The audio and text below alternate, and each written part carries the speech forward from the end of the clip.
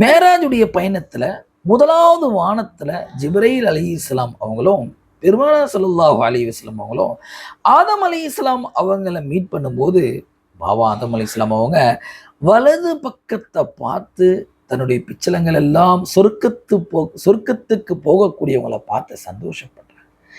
இடது பக்கமாக திரும்பி பார்த்தா தங்களுடைய பிச்சலங்கள்ல இருந்து எவர்களெல்லாம் நரகத்துக்கு போவாங்களோ அவங்கள பார்த்து கவலைப்படுறாங்க.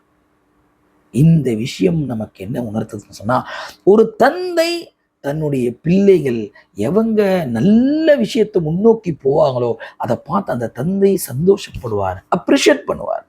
தன்னுடைய பிள்ளைகள்ல யாருடைய வழி மாறி போகுதோ, தடம் மாறி போகுதோ, அப்ப அந்த தந்தை அதை கவலைப்பட்டு அவங்களுக்காக வேண்டி துவா செய்யணும், அவங்களுக்காக வேண்டி தன்னுடைய ஆதங்கத்தை வெளிப்படுத்தக்கூடியவராக இருப்பார்.